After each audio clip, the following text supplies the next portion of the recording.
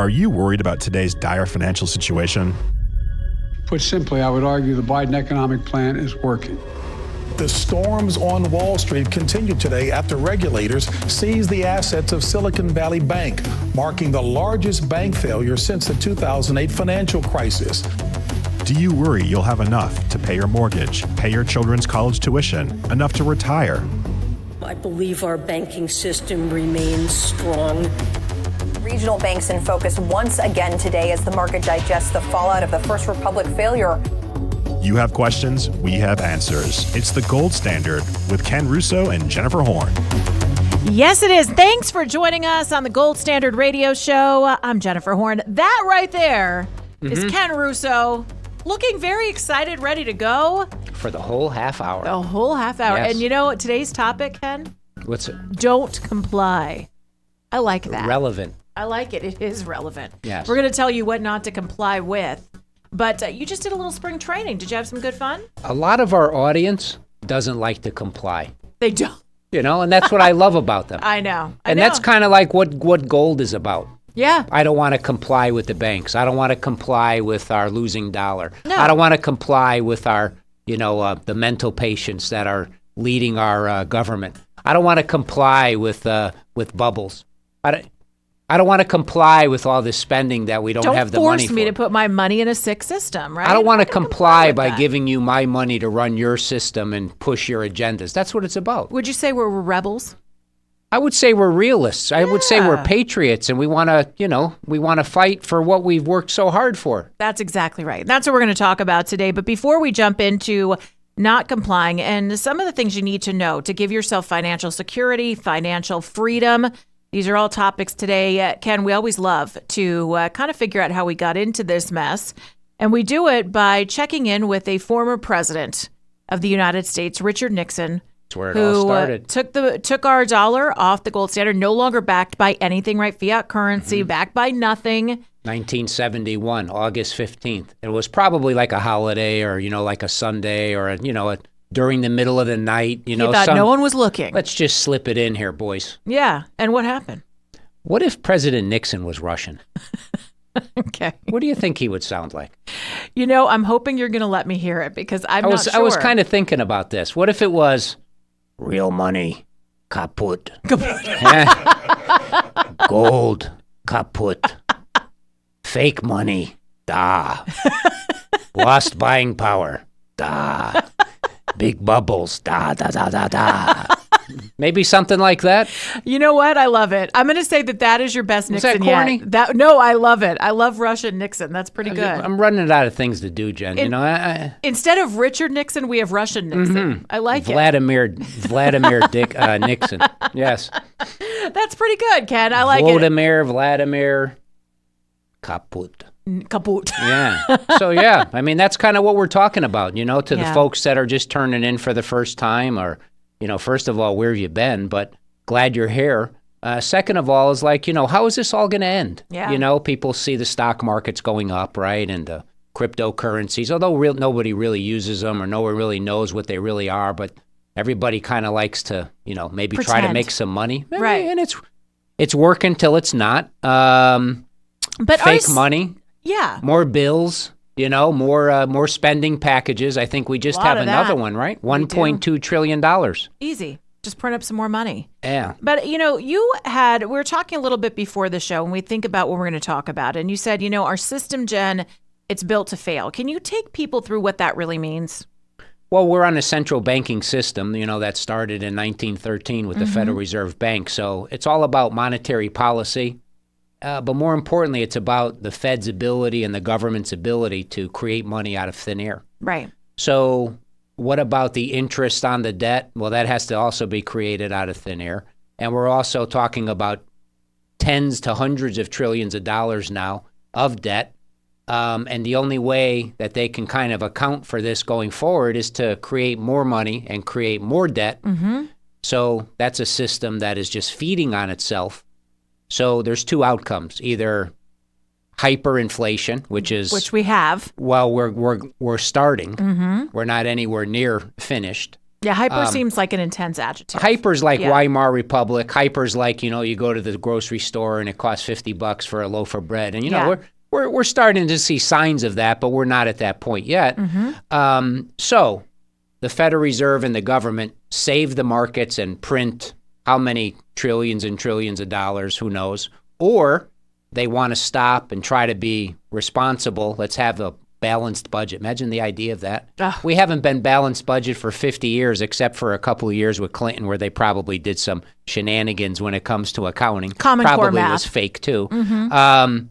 So if they want to be balanced and want to be responsible, well, then that means that the economy and all of the markets, which are artificially being supported by all this fake money and debt, they collapse. Right. So we either have hyperinflation and the devaluation of our currency, or we have a severe economic meltdown with a market meltdown, or possibly maybe we have a little bit of both. And both of those situations are not where you want to be. That's not optimal for us, that's for sure. And if a system is built to fail, the question is there any way around that? And my contention is, well, at this point, no, there's not. Right. The only thing they're doing, Jen, is they're making it worse. These are kind of like some of the absolutes that we talk about every single week. And fiat money, you also say fiat money is always losing value. Why do you say that? Yeah, well, happy, Ken, right? Yeah. On his soapbox again, right? Inspirational Ken talking this week. But look, the inspirational part is that there's something to do about this, right? There is a way to protect yourself, not to comply. There you go. So there is actually a silver lining here. Well, that's what we're talking about.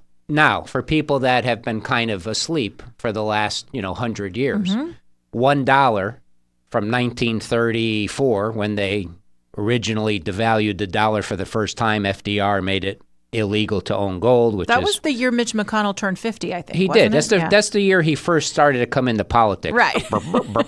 And anyway, the dollar from 1934 is worth probably about 3 cents. Okay.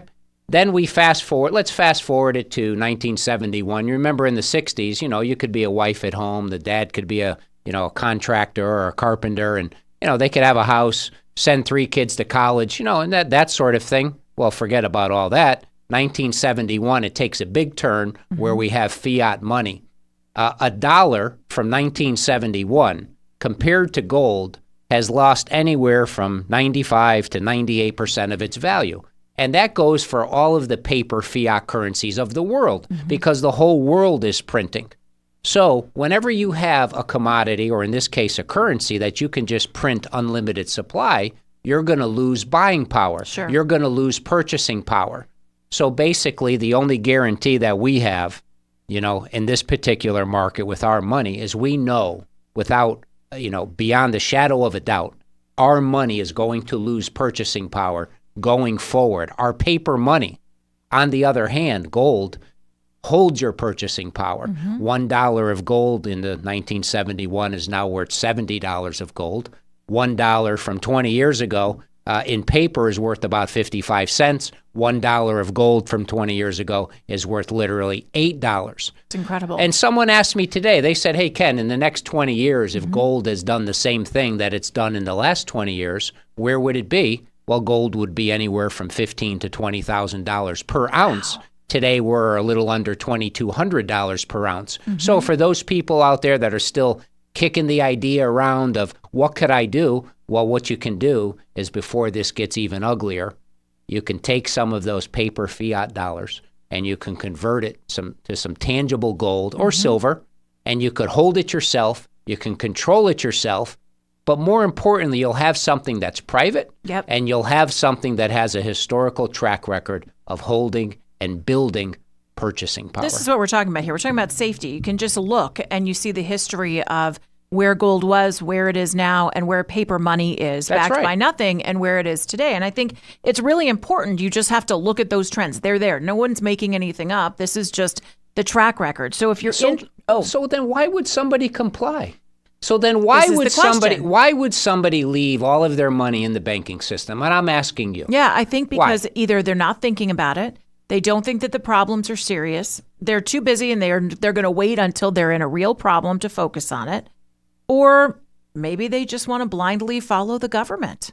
Yeah, or maybe they're convinced that, their advisor, which has been telling them, hey, listen, stay the course, you're going to make a lot of money in stocks, or or maybe they are gamblers, or maybe they have a fear of missing out.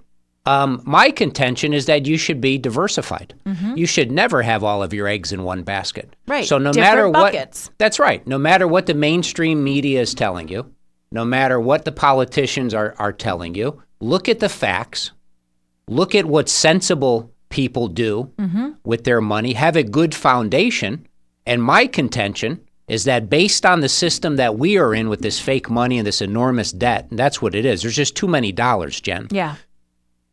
Diversify. Have a part of your IRA, a part of your old 401k, a part of your liquid bank assets. Have it in gold, because physical gold is stronger than the bank. It's stronger than a dollar. It's stronger than paper assets. Can't print it. There you go. There you go. 855-322-4653 from Midas Gold Group. 855-322-4653. Midas Gold Group, proudly veteran-owned, proudly featuring America First conservatives, which means something to us. 855-322-4653. And I just want to underscore, because we're talking about not Philadelphia freedom, but financial freedom, Ken. And you're saying you kind of pull some of that out of the system. It protects you. It grows in value slowly over time. This is kind of the safety that you're putting on yourself. It also gives you financial freedom away from a sick system, right? When you have gold at home. Why would you want to comply with having your money in a sick system, supported by a dollar that's dying, supported by more fake debt and more spending by the government, spending money that we don't have? Why? Right. And we all know that that's going to lead to something very bad, where possibly your money's stuck. Possibly we're going to be in a digital system where you're going to have nowhere to turn. So why would you want to comply with that when you don't have to? And like I said, why would you comply with 100% of your assets? And I mean, obviously we have living expense money. Maybe you have some speculative assets at the right time, which provide opportunity. We're all about building wealth. But when you have that wealth, Jen, you have to diversify in a market today. You got to separate yourself from what's coming. And in our contention, obviously we're biased, but it's a conviction, it should be in gold, something physical and tangible that you could hold on to. You think about wealth creation, then you think about wealth preservation. And that's where gold and precious metals come in from Midas Gold Group. 855-322-4653. That's 855-322-GOLD. You can go see them face-to-face in Thousand Oaks, California, in Phoenix, Arizona, and you can text the word gold to 232425. Midas gets right back to you always at MidasGoldGroup.com as well. There's more up ahead. It's the Gold Standard Radio Show with Ken Russo and Jennifer Horn.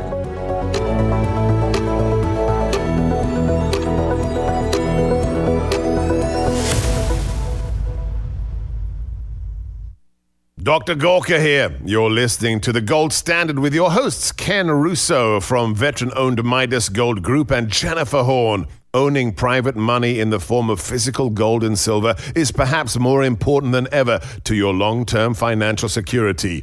As U.S. banks fail, the Biden administration sends hundreds of billions abroad while depleting our strategic oil reserves. However, the biggest financial threat may be coming from within: central bank digital currency. The patents have been filed and the big banks have released plans for implementation. Midas Gold Group sees tyrannical implications: the end of cash, the end of financial privacy, big government able to see your every purchase. Could there be ties to social credit? Hear more commentary on the political and economic issues that affect your financial security right here on the Gold Standard. You can create your own Gold Standard with a call to Midas Gold Group, 855-322-GOLD. That's 855-322-4653, MidasGoldGroup.com.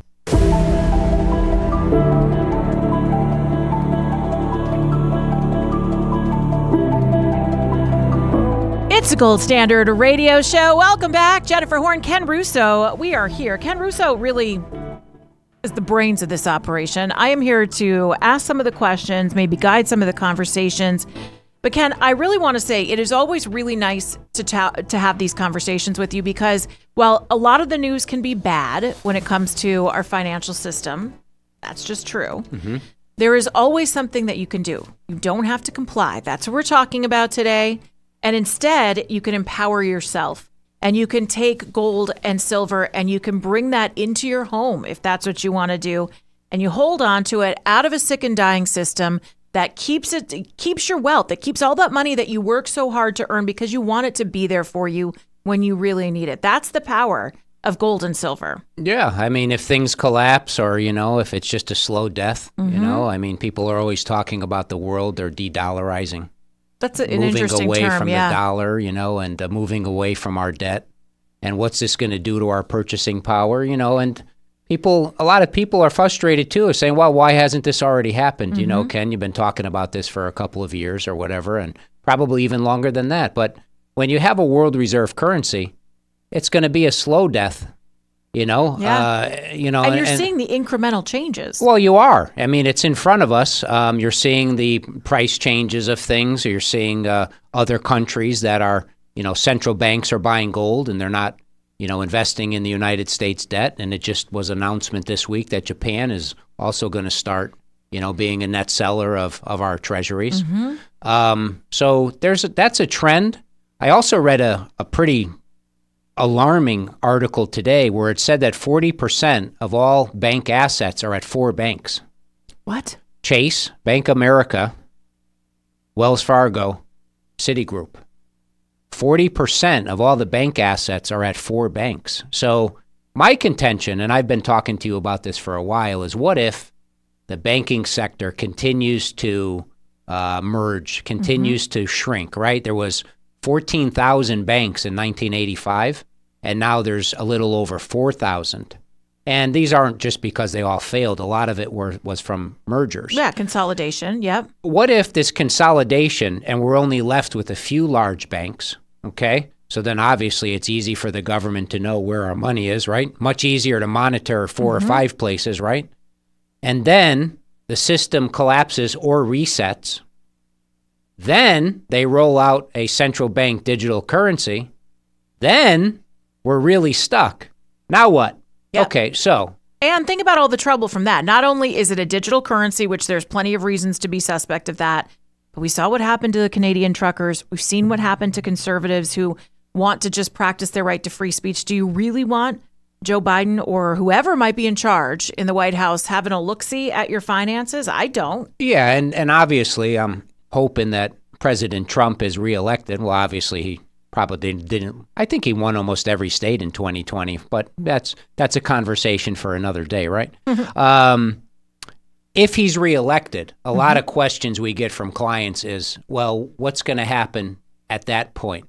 Is he going to be able to save what's going on? Are we going to be in the clear? Now, it's a great question. What do you think about that? Well, I had a couple of thoughts about it, and I was speaking to a client today, and obviously I don't have a crystal ball, but it's my contention that whoever comes into office, they're still going to have to print and borrow trillions of dollars. I mean, how could you not? I mean, we're so far, the horse is so far out of the gate. President Trump brought the deficit from 20 to 28 trillion. Now we're over 35, and whoever comes in, they're going to be 40 plus to headed to 50, right?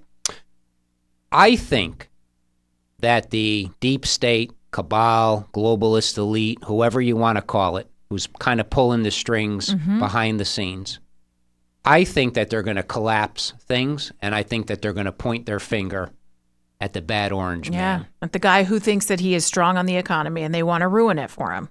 Okay, Mr. Big Man, try to clean this up. Now, who else would we rather have walk us through bankruptcy than him, which is fantastic, and we're going to need a leader more importantly than ever, and yes, we could have better borders, and we could have a better military, and we could have somebody run our country that doesn't hate America, and we could have somebody help out with regulation and taxes and capital gains. Of course, let's make business easier and better, but a lot of people are going to lose a lot of money in that process, and a lot of people are going to lose a lot of paper assets in that process. And you can take a look at 2020 and see that COVID was thrown into the mix, and look at what that did. Well, and who was in their last year of presidency on that, and let's make this really awful. And so the question is as all this plays out, however it plays out, I hope not. I mean, I know eventually someday we're going to come out of this better, and things are going to get cleaned up, and we're going to continue to be the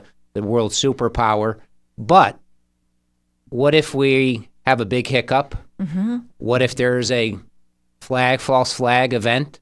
What if there's some sort of problem? And we want to survive Black swan. this. Yeah. Yeah. How do you survive mentally, spiritually, physically, and financially? Yeah. And the gold and the silver comes into that kind of financial survival process. So why would you want to comply with a sick system with all of your assets? Why would you want to allow these sick leaders that we have to use our money to support their agendas? And even look at this spending bill where Chip Roy at Texas criticized the bill, 1,000 pages, $1.2 trillion. You can't tell me that anybody in the House of Representatives who voted for this read it. Well, I mean, look at what's in here. $850,000 for gay senior homes, $15 million to pay for Egyptians' college tuitions. What? It's very specialized. Gay activist groups' money, DEI Zoo. That's always nice. DEI Zoo. What do they have, like homosexual gorillas or homosexual tigers? Or what is... So diversity, equity, inclusion at the zoo. That's something maybe they have to treat all the animals the same. Huh, yeah. okay. $400,000 gives clothes to teens to help them hide their gender. Oh, boy. I don't know. This is just sick. Do they make this stuff? I mean, these are things that you pulled out of the bill that look like the Onion headlines. Where's the, let's address our borders. Let's address using, the DOD as a weapon or the FBI as a weapon. Where are the problems about our debt? Nobody wants to talk about Well, that. geez, I mean, right? I mean, that's what's really going to affect every American. And then you have Elizabeth Warren, who's talking about a millionaire tax act, which she's talking about confiscation and all this other stuff. These people are sick. Especially the way they think they're going to solve the problems. What they're selling you is it's a bill of goods, basically. They're not going to be able to go after any millionaire and try to make up the deficit in this country. That's just impossible. And then the question is why would you want to comply with that? And why would you want to leave all of your money wrapped up in a system that is based on all these lies and based on more debt and based on money creation and based on policy that our Federal Reserve could never even get right? And that's where it comes into play. So how do you stay, no matter what happens, how do you stay financially intact over the next 5 to 10 years? Because in my opinion, again, we're in a big everything bubble that's been supported by abnormally large debt, abnormally low interest rates for a period of time, and now that's changing. The bubble is going to eventually pop, either because it's being done on purpose for political agendas or just because of the law of large numbers. How do you protect yourself? How do you diversify? How do you take control of some of that IRA money, old 401k money, liquid money, bank money? How do you protect some of that? And a proven strategy for thousands of years has been to own and hold physical gold and physical silver. We're talking about your financial survival here and about what you can do to protect yourself in case these scenarios really do become a reality. And just look at what's happening around us and look at our decision makers. You have to get on the phone today, 855-322-GOLD, 855-322-4653. Go to MidasGoldGroup.com. There are a lot of resources as well there. We've only got a minute left, but Ken, for people who have not reached out yet, and they are looking for either a new gold and silver dealer or maybe their first gold and silver dealer, excuse me, what happens? What's that first conversation going to be like with somebody? It's a little different for everybody. Where's your money tied up? What's concerning you? What's keeping you up at night? This is what we can do for you. This is our suggestion. These are the products that we would suggest. This is the going rate based on the market. We'll help you with the IRA paperwork. We'll help you with the rollover documents. We'll help you with wire transfers, personal check, bank check. But let's get some of this money out of a sick system and a dying dollar while we can. Let's come up with a plan. We'll hold your hand through that whole process. And getting gold and silver is not meant to be difficult. It's meant to put you in a better position versus being out there hung out to dry. And this is a private system as well. There is privacy. There's the ability to secure your financial survival. So do it today. 855-322-4653 for Midas Gold Group. 855-322-GOLD. 855-322-4653. Offices in person. You can go see them in Phoenix, Arizona, Thousand Oaks, California, and always at MidasGoldGroup.com, MidasGoldGroup.com. Thanks so much for joining us. It's a Gold Standard Radio show with Ken Russo and Jennifer Horn.